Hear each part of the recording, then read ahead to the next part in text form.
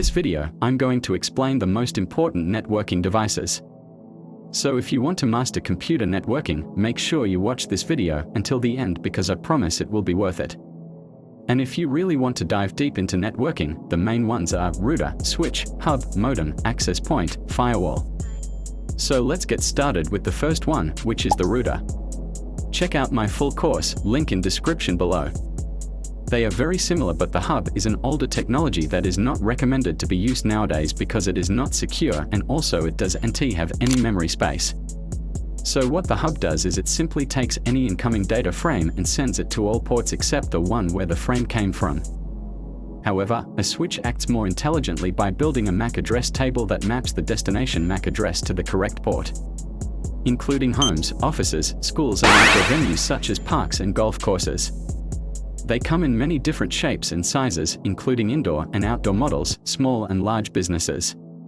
Now there are also many different types of access points, including those that support different wireless standards such as Wi-Fi 5, Wi-Fi 6 and Wi-Fi 6E.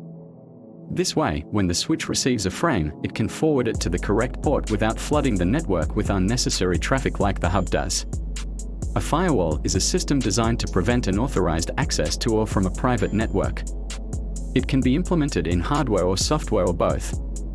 Start by understanding the basic concepts and then build from there. I put a lot of effort into it and I'm proud of the result. It's a beginner-friendly course that teaches you everything from the basics of networking to advanced topics. You can start with the OSI model and TCP/IP model.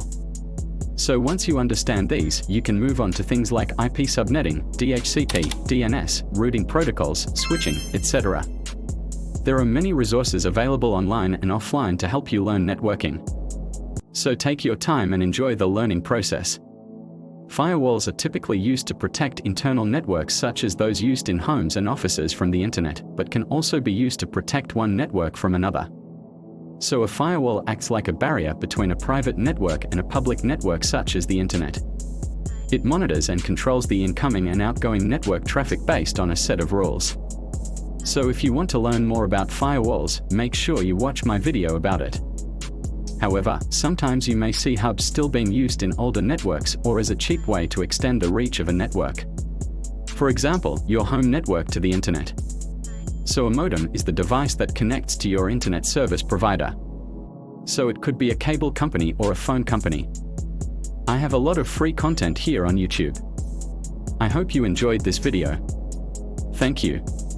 Now modems come in many different types, including cable, DSL, fiber and satellite modems. Each of them uses a different technology to connect to the internet service provider, but at the end of the day they do the same thing. A modem is like a gateway to the internet and it provides the necessary hardware to establish a connection with the ISP.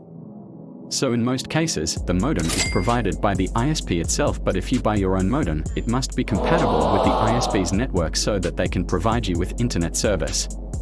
A router receives a public IP address from the internet service provider. In this case, the router function is performed by software running on the same device as the modem. So in this case, both the modem and the router functions are performed by the same device. So for example, in your house, the router gets your local private IP address range from the modem. An access point is a networking device that allows devices to connect to a network wirelessly. So it is like a bridge between the wireless and wired part of the network.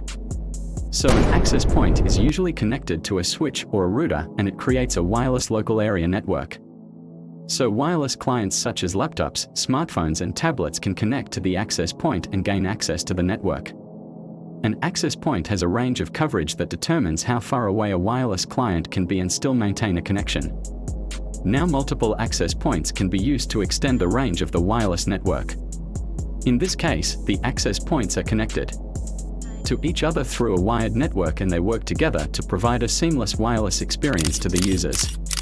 So if a wireless client moves out of the range of one access point, it will automatically connect to another one. So the modem is connected to the internet service provider and the router gets the range of, let's say, 192.168, 1.024 or 10.0, 0.08. It then shares this range among all the computers in the network. So it basically translates the public IP address of the internet into private IP addresses for your local network. Let's go. First of all, to build a network, we need networking devices. The router is probably the most important device in any home or office network because it allows us to connect multiple networks together. Next up is the switch. The switch connects multiple devices in the same network. So it allows communication between them, like computers, servers, printers, etc. It does not matter if they are wired or wirelessly connected to the switch. The switch has multiple ports and each port can be connected to one device only. Now some devices can be connected to multiple switches. A switch uses MAC addresses to forward frames to the right port. So when a device tries to communicate with another device, the switch receives the source MAC address in the Ethernet frame. It checks its MAC address table and then forwards the frame to the correct port. But keep in mind that there should be a direct connection between two switches for this to work properly. In other words, if we try to communicate with a device that is not directly connected to the switch cannot forward the frame to the right port. Now if you think that the switch is pretty much the same as a hub, well, you are absolutely right. Now let's talk about the modem. Now in some cases the router and the modem are combined into one device called a router-modem combo or a gateway. Next up is the access point. Now access points can be used in many different environments, and last but not least, a firewall. Now if you are new to networking and feel a bit overwhelmed, don't worry.